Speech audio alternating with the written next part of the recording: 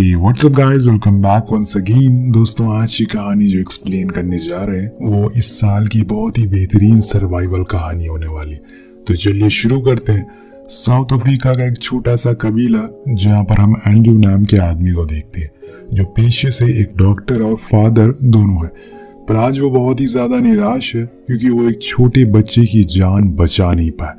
लेकिन उसे ये नहीं पता कि कुछ ही देर में उसकी जान जाने वाली है, क्योंकि वहां के लोग अब उसे ही मारने के लिए आ रहे हैं।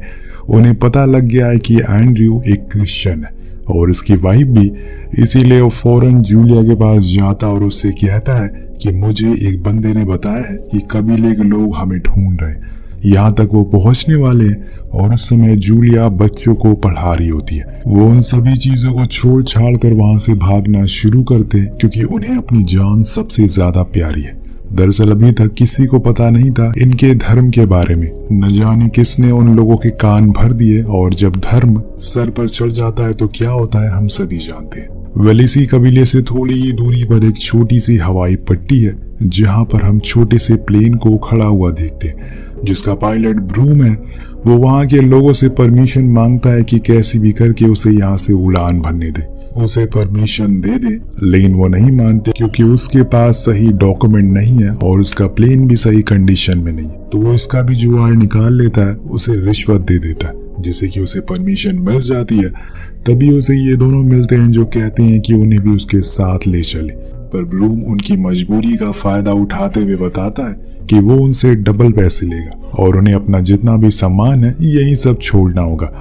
अब एंड्रयू तुरंत ही मान जाता है क्योंकि इस टाइम सबसे जरूरी है उन्हें अपना जान बचाना। उसे उन लोगों के हाथों नहीं मरना, इसीलिए वो उस प्लेन में बैठ जाते हैं। इस प्लेन में दोस्तों टोटल 7 लोग थे और 8वां था ब्रूम, जो कि उड़ान भर देता है। और फिर ये आहिस्ता आहिस्ता अपनी मंजिल की ओर बढ़ना शुरू करते हैं। एंड्रयू को यकीन था कि वो आज जल्दी से घर पहुंचकर सबसे पहले अपने माँ बाप से मिलेगा, और आज तो इनका इम्तिहान होने वाला है क्योंकि कुछ ही देर में हवाएं बदलने लगती है। इनका प्लेन इधर से उधर डगमगाना शुरू हो जाता है। ब्रूम का कहना था कि ये उसका हर दिन का काम है, इसीलिए वो आराम से बैठे रहे। लेकिन थोड़ी ही देर में हालत बद से बदतर हो जाती है। प्लेन का एक इंजन फेल हो जाता है, दूसरा इंजन भी किसी भी समय खराब हो सकता है। इतने में ब्रूम देखता है कि फ्यूल का पाइप फट गया है। फिर क्या होना था, प्लेन तेजी से नीचे आना शुरू हो जाता है। पायलट कुछ नहीं कर पाता, जिसे कुछ ही देर बाद वो जमीन से सीधा क्रैश लैंडिंग करता है, जिसमें उनके प्लेन के परखच्चे उड़ जाते हैं। इनके चारों ओर रेगिस्तान बेहद इलाका है जहाँ पर खुले में शेर भेड़िए घूमते रहते हैं। मैक्स नाम का एक लड़का जिसकी बीवी की हादसे में मौत हो जाती है, वहीं जूलिया का पैर भी हादसे में टूट जाता है। उधर दूसरी ओर ब्रूम बाहर आकर देखता है तो दूर दूर तक कोई भी नहीं था। पूरा प्लेन बीच से अलग हो चुका था। अगर कोई मदद आएगी तो वो 2 हफ्ते के बाद ही, क्योंकि इनके ऊपर से अब 2 हफ्ते के बाद ही कोई प्लेन गुजरेगा, या उसे पहले कोई चमत्कार हो जाए। देखते हैं क्या होता है। फिलहाल तो इन्हें हिम्मत रखनी होगी क्योंकि ऐसी चटकती धूप इंसान दर्द से पहले प्यास और भूख से दम तोड़ देता है। इसी दौरान थोंग नाम का आदमी आकर ब्रूम को खरी खोटी सुनाने लगता है और कहता है कि ये सब तुम्हारी वजह से हुआ। तुम्हारे प्लेन की कंडीशन बहुत ही ज्यादा खराब थी, फिर भी तुम उसे फ्लाई कर रहे थे। अब ब्रूम उससे कहता है कि ये समय बहस करने का नहीं है। हम अभी इस समय साउथ अफ्रीका के खतरनाक जंगलों के बीच में है, जिसके चारों ओर शेरों का परिवार रहता है। हमें यहाँ से बाहर निकलना होगा शाम होने से पहले, वरना वो सब रात में हमारा शिकार करने लगेंगे। मैंने मैप में देखा है कि पास में एक कबीला है जहाँ जाकर हम मदद मांग सकते हैं। तो सभी रेडी हो जाते हैं, लेकिन एंड्रयू जाने से मना कर देता है क्योंकि वो जूलिया को ऐसे छोड़कर नहीं जा सकता। उसका पैर टूटा हुआ है, वो चल तक नहीं सकती, और इसीलिए वो उनसे कहता है कि तुम लोग जाओ, अगर मदद मिल जाए तो उन्हें हमारे लिए भेज देना। यह हम देख पाते हैं कि ब्रूम के पास एक बंदूक भी होती है जिसे वो अपने पास रख लेता है। लेकिन थॉन कहता है कि तुम्हें ये इन्हें दे देनी चाहिए क्योंकि ये अकेले है। लेकिन ब्रूम साफ साफ इनकार कर देता है और बोलता है कि उसे खुद की जान बचानी है, ना कि दूसरों की। अब कुछ देर चलने के बाद मैक्स ब्रूम से कहता है कि हम गलत दिशा की ओर जा रहे हैं, तुम्हें दूसरी ओर जाना चाहिए। लेकिन ब्रूम किसी की नहीं सुनता और कहता है कि वो हर हफ्ते इस रास्ते से उड़ान भरता है उसे अच्छे से पता है कि इस रास्ते के बारे में सारे लोग वैसे भी अनजान होते हैं इस जगह को लेकर, सिवाय ब्रूम के, इसीलिए वो उसके पीछे पीछे चल देते हैं और चलते चलते उस जगह से काफी दूर आ जाते हैं जहाँ पर इन्हें सिर्फ रेगिस्तान ही मिलता है। ना तो कोई इंसान है और ना ही उसकी जात। ट्रॉट नाम का बंदा थक कर वहीं गिर जाता है। तब ब्रूम उसे पानी देता है और उठने को बोलता है क्योंकि अभी उसे थोड़ी दूर और चलना है। वो खड़ा हो जाता है और फिर से चलना शुरू कर देता है। ये चारों एक ऊंची चट्टान पर पहुंच जाते हैं जहां से ब्रूम का मानना था कि इसके आगे वो गांव मौजूद है, उन्हें दिख जाएगा।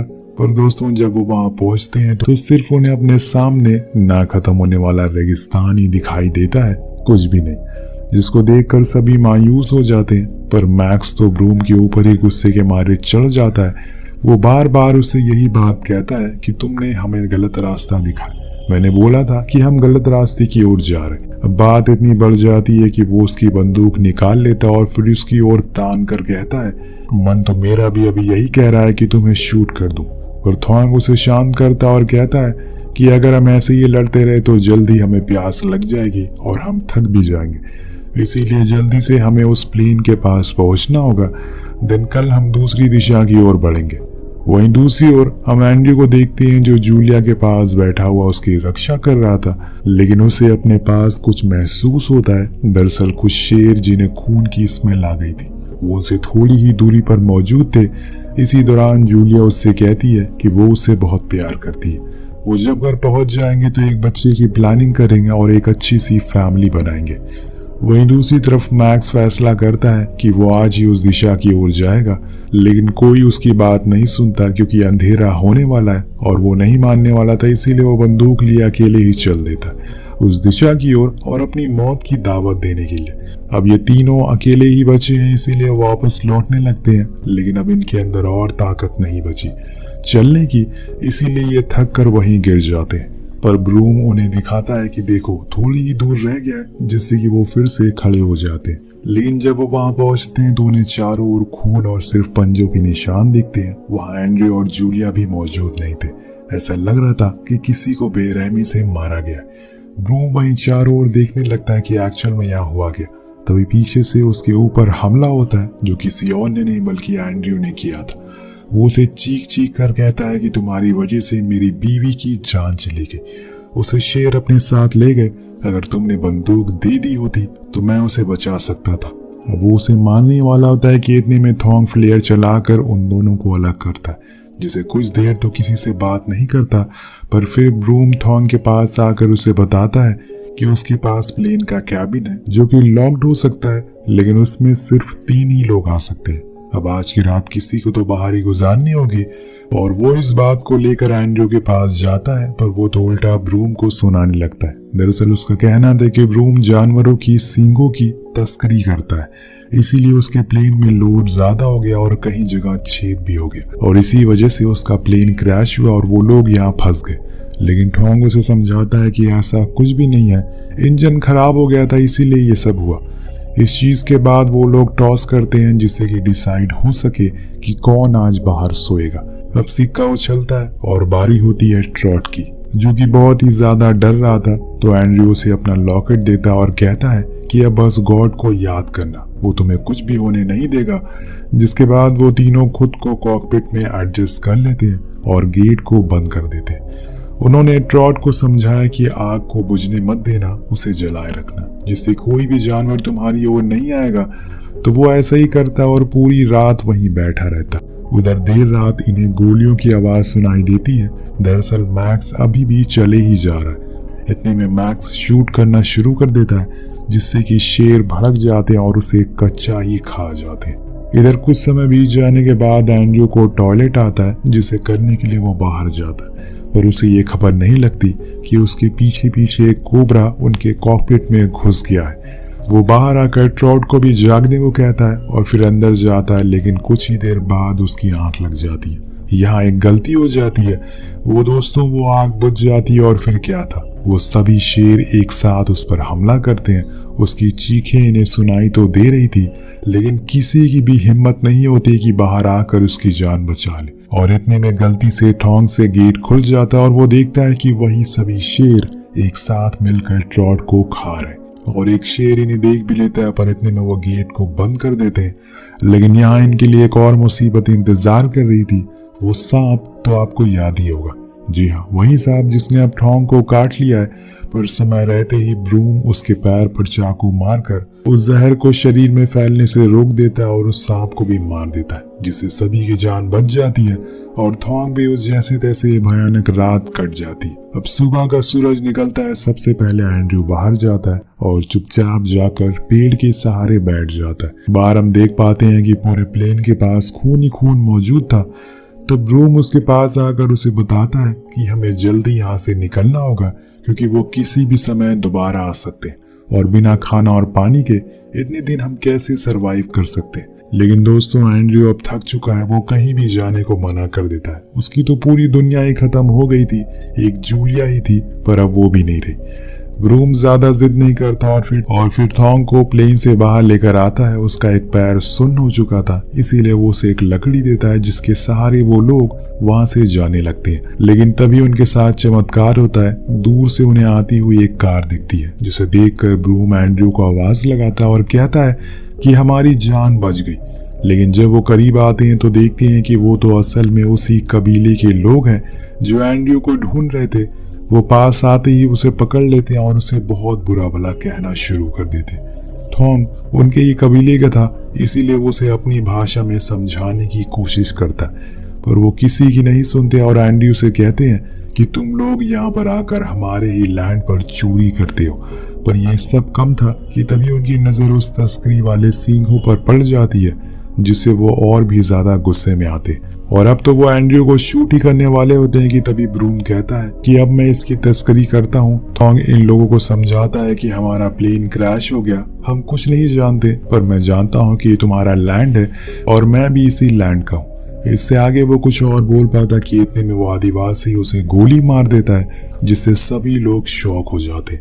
अब बचे हैं सिर्फ 2 लोग जिसके ऊपर वो बंदूक तान कर खड़े हो जाते। उन्हीं में से एक कबीला वाला कार को लेकर वापस चला जाता है ताकि वो एक ट्रक ला सके और इन सींगों को ले जाने के लिए। अब ऐसे ही बैठे बैठे सुबह से शाम हो जाती है। वो इन्हें पानी का लालच देकर परेशान करता है, लेकिन देता नहीं है और ऐसे ही धीरे धीरे समय बीतने लगता है। हम देख पाते हैं कि उन दोनों शिकारियों की आंख लग जाती है, जिसका फायदा ब्रूम उठाने की कोशिश करता है। वो धीरे धीरे उस शिकारी के पास जाता है, लेकिन जैसे ही वो उसके पास पहुंचता है वो नींद से जाग जाता है। उसे गोली मार देता है, लेकिन उसकी किस्मत अच्छी होती है कि गोली चलती ही नहीं।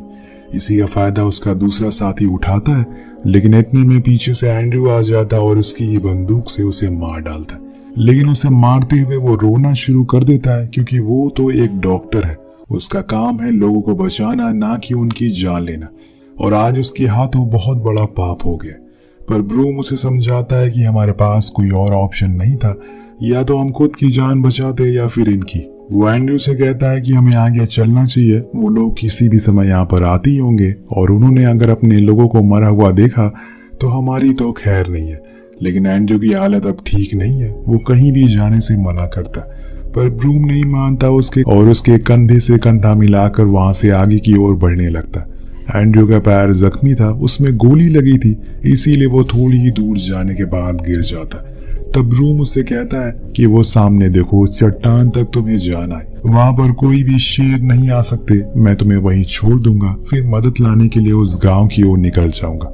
उसकी बातों को सुनकर एंड्रयू हिम्मत बांधता है और कदम बढ़ाना शुरू करता है। जैसे तैसे कर उस चट्टान तक पहुंच ही जाता है, लेकिन अब जब बारी आती है उस पर चढ़ाई करने की तो उसका शरीर जवाब दे देता है। इतने में ब्रूम देखता है कि कुछ ही दूरी से शेरों का झुंड वहां पर आ रहा है। अब वो उसे पीछे से धक्का देकर चढ़ाने की कोशिश करता है, पर उसका हाथ छूट जाता है और एंड्रयू नीचे गिर जाता है। वो शेर अब करीब आते जा रहे हैं, इसीलिए इस बारी वो उसे खुद उठाता है और जैसे तैसे करके उस चट्टान के टॉप पर ला ही देता है, जहाँ उसे कुछ ही दूरी पर आग जलती हुई दिखती है, यानी कि वहां पर वो गांव वाले मौजूद हैं जो उन्हें बचा सकते। पर अभी ये कहानी यहाँ पर खत्म नहीं हुई है, क्योंकि वो शेर अब करीब आ गए। वो अब चट्टान के ऊपर चढ़ने की भी कोशिश करते।